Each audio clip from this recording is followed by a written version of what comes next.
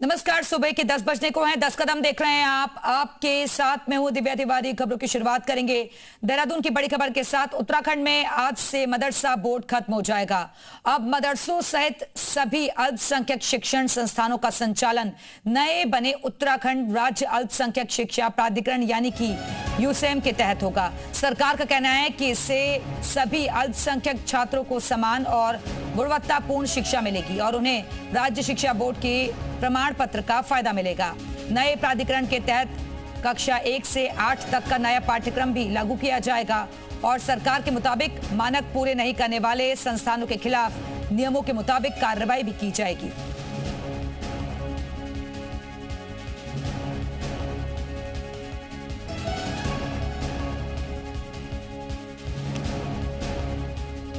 सबसे पहले तो युवा मुख्यमंत्री को बधाई और धन्यवाद कि उन्होंने मदरसा बोर्ड को समाप्त किया। मदरसा बोर्ड मुस्लिम मदरसों के बच्चों के लिए भी नासूर बन गया था। वो डिग्री जिसकी समकक्षता नहीं थी, वो डिग्री जिसकी कोई वैल्यू नहीं थी। क्या कोई माँ बाप ऐसे बच्चों को ऐसे स्कूल में पढ़ाएंगे जिसकी समकक्षता ना हो और वो 8th कर ले 9th में कहीं एडमिशन ना मिले, 10th कर ले तो 11th में कहीं एडमिशन ना मिले। ये बच्चों की भविष्य के साथ खिलवाड़ था।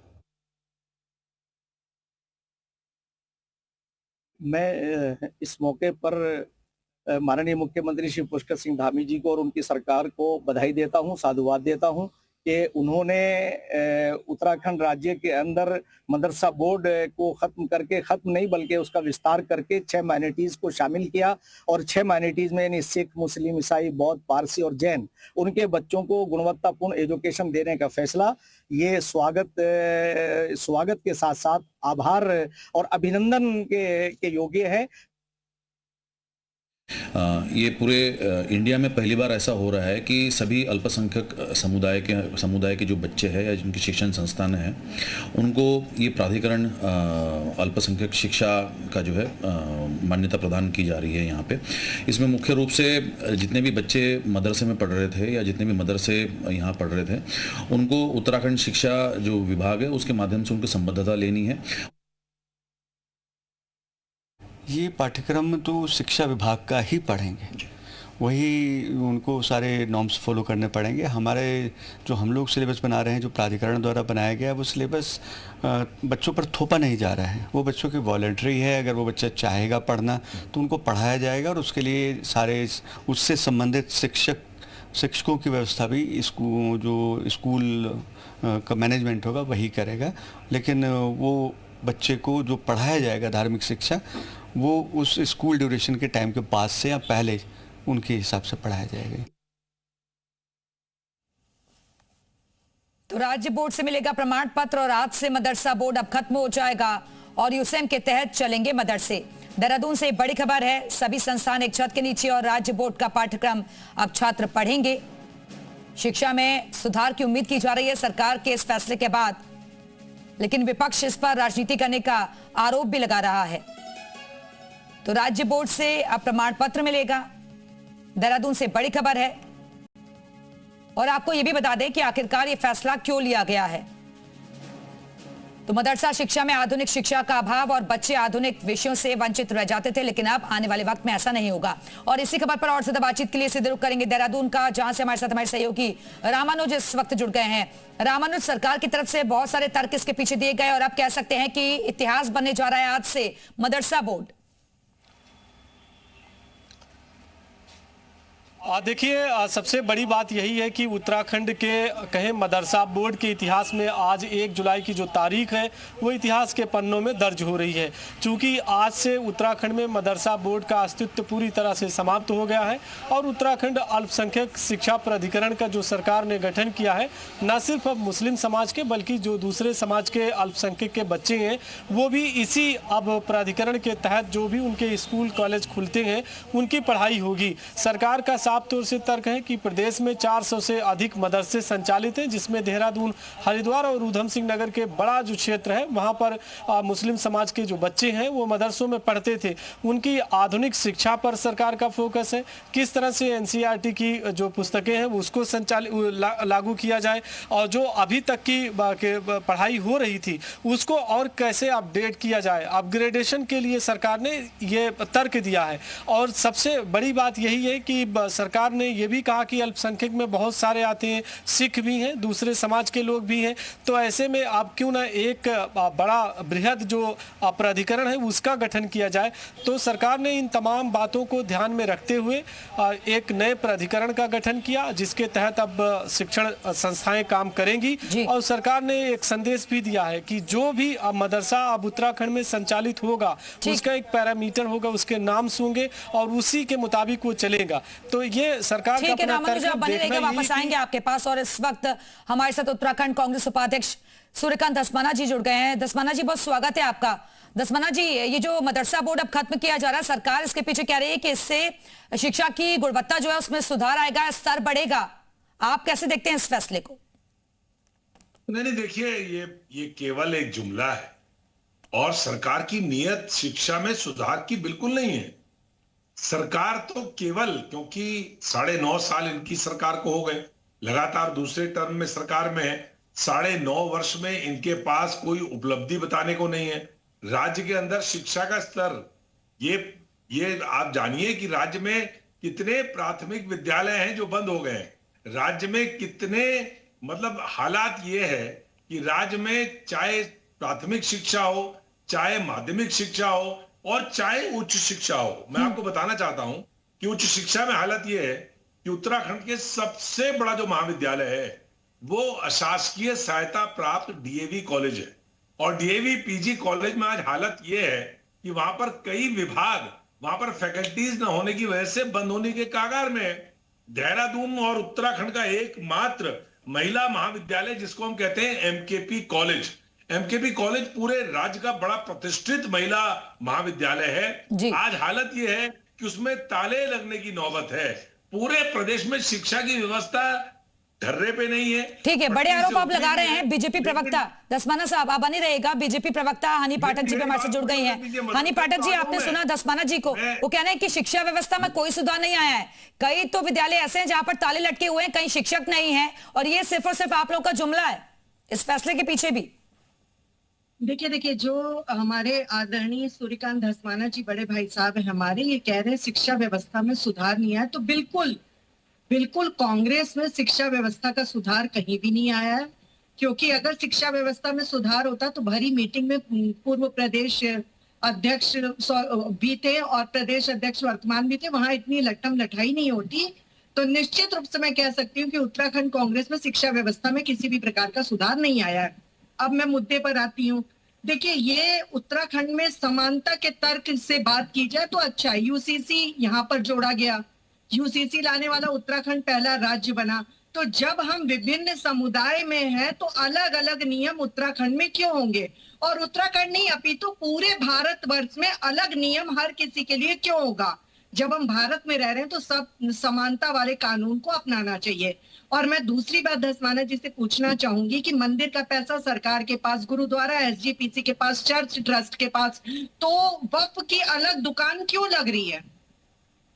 इसका जवाब मैं उम्मीद करती हूँ कि धस्माना भाई साहब देंगे। और एक कहावत कही गई है भाई साहब, उसमें कहा गया सब धन 22 पसेरी, सबके लिए एक नियम। भारतवर्ष में रह रहे हैं तो सबके लिए एक नियम होना चाहिए। गरीब मुस्लिम जो हैं उनको कहा गया था कि वक्फ बोर्ड जो लागू किया जा रहा है इसमें गरीब मुस्लिमों को पूरा सहायता करी जाएगी। जो बेवा हुई औरतें हैं, जो तलाकशुदा औरतें हैं, उनकी सहायता करी जाएगी। लेकिन मुझे 10 नाम बता दें यहाँ पर ऑन डिबेट, हम नेशनल चैनल में बैठे हैं, कि 10 कोई ऐसी चीजें बता दे जो वक्फ बोर्ड संचालित करता हो गरीब बेवाओं के लिए, तलाकशुदा महिलाओं के लिए, गरीब परिवार के लिए। ऐसी 10 संस्था। ठीक है, धस्माना साहब, वो कहना चाह रही हैं आप लोग सिर्फ और सिर्फ राजनीति कर रहे हैं। वो कह रहे हैं मदरसों का स्तर आपने देखा था, वहां पर शिक्षा का भाव रहता था, बच्चों का भविष्य संवरेगा कम से कम। देखिए ऐसा है, देखिए, मदरसा बोर्ड खत्म जो- होने से ही बच्चों का भविष्य सुधरेगा। इसलिए सुधरेगा क्योंकि अभी आप कुछ दिन पूर्व की बात है, हरिद्वार में जो केस हमने देखा वो रोंगटे खड़े करने वाला हनी केस जी, था। वो जवाब दे रहे हैं, धस्माना साहब जवाब दे रहे हैं। राय दी जा रही थी वक्फ बोर्ड में। तो इस देखिए, तरीके आपने के जो हमारे विषय जो लिया है, नौनिहाल है, आने वाले जो हमारे युवा है, जो देश अब इनको का शांत भविष्य कराएंगे तो मैं जवाब दूंगा। हनी जी मेरा सवाल धस्माना साहब से एक एक करके। देखिए, आप सवाल कर रही हैं नीति का और जवाब मिल रहा है माणा का। सवाल जिस विषय पर डिबेट है, मदरसे के ऊपर, मदरसा बोर्ड समाप्त होने के बारे में, शिक्षा के स्तर को सुधारने के बारे में, उसके बारे में बात करें तो अच्छा होगा। अब आप डिबेट जो कर रही हैं, मैं भी चढ़ावा चोरी के ऊपर डिबेट करना शुरू कर दूं। मैं केदारनाथ पे 223 किलो सोना चोरी हो गया, उसके ऊपर डिबेट शुरू कर दूं, अच्छी बात नहीं है। मैं समझता हूं जिस विषय पर बात हो रही है वही विषय रखना चाहिए हमको।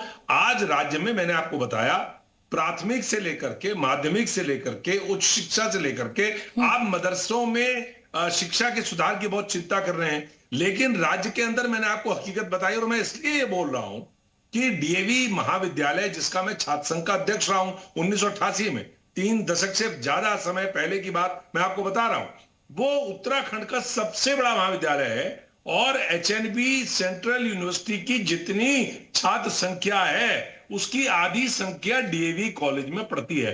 आपको पता होगा, ये हमारी बीजेपी की प्रवक्ता बैठी हैं आदरणीय, मैं इनसे कहना चाहता हूं कि धन सिंह रावत जी से पूछिए कि 2019 से आपने राज्य के सारे अशासकीय जितने महाविद्यालय और पोस्ट ग्रेजुएट कॉलेज हैं उनमें नियुक्तियां क्यों रोकी हुई हैं। आप शिक्षा के सुधार की बात कर रहे हैं। राज्य में जितने 30 किलोमीटर के दायरे में आने वाले प्राथमिक, ठीक है धस्माना साहब, समझ गए आपका सवाल।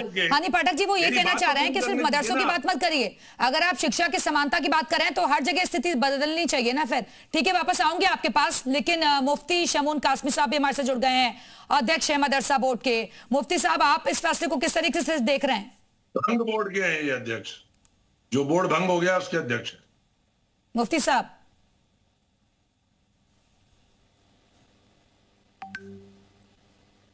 मुफ्ती साहब शायद आपका माइक म्यूट हो गया, उसको अनम्यूट कर लीजिए। तब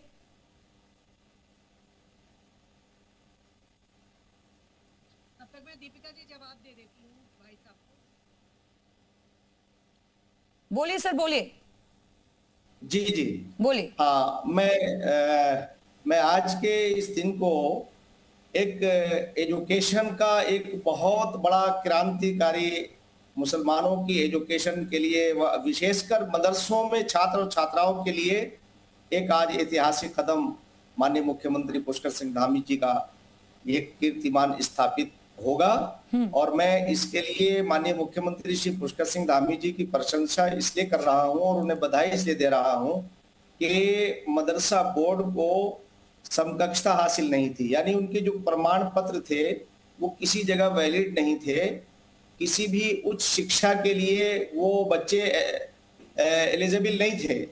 तो ऐसे हालात में या तो समकक्षता दी जाती या फिर उसका दूसरा उपाय किया जाता। तो माननीय मुख्यमंत्री श्री पुष्कर सिंह धामी जी ने समान एजुकेशन को लागू करके जो काम किया है, वो पिछली सरकारों ने जो तुष्टीकरण का कार्य किया था, जिसे हमारे दोस्त धस्माना जी बोल रहे हैं, मैं ये कह सकता हूं कि 60 साल में कांग्रेस के अंदर अगर इच्छा शक्ति होती तो मुसलमानों को मुख्य धारा की एजुकेशन से जोड़कर उनका भी कल्याण होता। आज माननीय मुख्यमंत्री पुष्कर सिंह धामी, धस्माना साहब बड़े आरोप लगा रहे हैं, भाई सरकार आप लोगों की रही लेकिन आप लोगों ने कुछ नहीं किया मुसलमानों के लिए, इन मदरसों के लिए। मैं अपनी बात जरा पूरी कर दूं। ठीक है, कंप्लीट कर लीजिए। मुफ्ती साहब की मैं अपनी बात जरा पूरी कर दूं मैडम। हो गए हैं तो मेरा ये कहना है कि अध्यक्ष थे, वो अध्यक्ष अब ये नहीं रहे हैं, इनको शर्म आनी चाहिए। 9.5 साल से भारतीय जनता पार्टी की सरकार है, पहले निशंक जी से लेके, खंडूरी जी से लेके और आपके कोश्यारी जी से लेके नित्यानंद स्वामी, आप सबको मतलब सबको उनको बेइज्जत कर रहे हैं। जो आपके नित्यानंद स्वामी पहले मुख्यमंत्री थे, उसके बाद आपके आदरणीय कोश्यारी जी मुख्यमंत्री थे, आपके रमेश पोखरियाल निशंक मुख्यमंत्री थे, आपके भुवन चंद खडूरी मुख्यमंत्री थे, त्रिवेंद्र सिंह रावत और तीरथ सिंह रावत मुख्यमंत्री थे, तो उनके जमाने में जो मदरसा का व्यवस्था चल रही थी उसको सबको आप खारिज कर रहे हैं, सबका खंडन कर रहे हैं। शर्म आनी चाहिए। आप उस मदरसा बोर्ड के अध्यक्ष हैं जिसकी आप आज बेशर्मी की लाइन पार कर रहे हैं। जो हर एक अपना फंडामेंटल राइट जो है, आप मुझे बोलने दीजिए, मेरा सवाल हुआ है। आप खामोश नहीं, आप सुनिए पहले। आप बेशर्मी की आप पार कर रहे हैं। 2011 में जब वोट बनता है, आपकी सरकार ने क्यों इसे समकक्षता नहीं दी थी? अध्यक्ष हैं आपने 60 साल के अंदर सिर्फ मुसलमानों को वोट बैंक बनाया और बेशर्मी की हदें पार कर रहे हैं। आपका बोर्ड भंग हो गया, बेशर्मी की हद पार कर रहे हैं आप। बंद करें। और जब आपकी बारी आएगी की हद पार कर, मतलब बेशर्म तो आप हैं कि 60 साल आपने मुसलमानों को वोट बैंक बनाया। आज अगर एक सरकार सबको साथ लेके चल रही है तो आपके पेट में दर्द हो रहा है। शर्म आनी चाहिए आपको कि आपने इतने, अरे आपके कार्यकाल के अंदर 60 साल में इतने मुसलमानों को आपने दंगे कराए हैं। क्या आपका चेहरा इस लायक है कि मुसलमानों के बीच में जाकर के वोट मांग सको?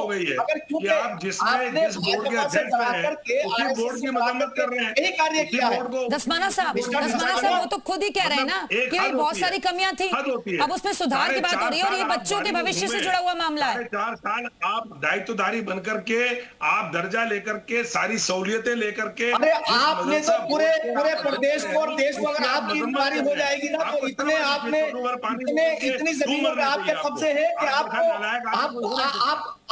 देखते रह जाएंगे। आपसे ज्यादा जलील जिस मदरसे बोर्ड का आप अध्यक्ष हैं उसके आप एक एक करके इससे ज्यादा इंतहा क्या होगी बेशर्मी की, बदतमीजी की, कि जिस आपने ये लफ्ज, ये तो वही काम हो गया कि नकते कह रहे हैं नाक वालों को कि आपके नाक नहीं है। सर आप लोगों से रिक्वेस्ट करूंगी प्लीज भाषा की गरिमा का ख्याल रखिए, प्लीज पूरे संयम के साथ अपनी बात रखिए। माफी मांगिए कि मैं 4.5 साल जिस मदरसा बोर्ड का अध्यक्ष रहा हूं उसमें रह करके मैंने गुनाह किया है, ये कहिए और माफी मांगे। मैं बताता हूँ ना आपको, मैं बता रहा हूँ ना आपको, सुनिए जरा। माफी मांगनी चाहिए आपको। क्यों आप 4.5 साल? अरे मैं आपको बताता हूँ, आपको बताऊँ कि मदरसा बोर्ड ने जो आधुनिक एजुकेशन की बुनियाद रखी, खराब काम कर रहा था, तो काहे के लिए आप अध्यक्ष रहे उसमें? क्यों अध्यक्ष रहे? किसने बोला आपको अध्यक्ष बनने? आप उसके अध्यक्ष रहे, उसमें 4.5 साल आपने मौज काटी, 4.5 साल आप गाड़ियों में घूमे, 4.5 साल। अरे आपको तो पता नहीं 4.5 साल। हनी पाठक जी कुछ कहना चाहेंगे? हनी पाठक जी एक आखिरी रिएक्शन आपसे। हनी पाठक जी एक करके प्लीज मैम, वक्त की कमी है, आखिरी कमेंट आपसे। हनी पाठक जी। धस्माना जी, घर का जोगी जोगड़ा आन गांव का सिद्ध, ये कहावत बहुत प्रसिद्ध रही है। बाहर वालों को बसाने के लिए वफ चाहिए, पर पहाड़ी का बच्चा पलायन करो तो कांग्रेस चुप्पी साध लेती, फेविकोल की बोतल अटक लेती है। मैंने आपको 3 पॉइंट देने को कहे, वो तो आपसे निकला नहीं। आप पूरी दुनिया यूनिवर्सल जो सैर करके खुद आते हैं वो सैर आपने डिबेट में कर दी। मुफ्ती साहब जब अपना बयान दे रहे थे तो वो आपसे सुना नहीं गया, कान में आपके मट्टी के तेल जैसे किसी ने डाल दिया हो, ऐसे शीशा गरम पिघला दिया हो, आपको उतना दर्द हुआ। मैं जब बारी आए तब बोलिए, 1955 का बोर्ड एक्ट जो कांग्रेस लेकर आई थी वो अंधा कानून आप पर क्यों थोपा गया था? ज्यादा कमजोर क्यों मान रही है कि आपको मुफ्ती के आगे खड़े होकर के उनका डिफेंस करना पड़े? खुद तय करेगा। बिल्कुल, तो मदरसा बोर्ड खत्म हुआ और जिस पर अब राजनीति भी नजर आ रही है। सरकार का कहना है कि इससे शिक्षा व्यवस्था में जो स्थिति है वो बेहतर होगी, व्यवस्था में बदलाव आएगा, लेकिन विपक्ष इस पर राजनीति का आरोप लगाया। शुक्रिया आप सभी मेहमानों का हमारे साथ चर्चा में शामिल होने के लिए। और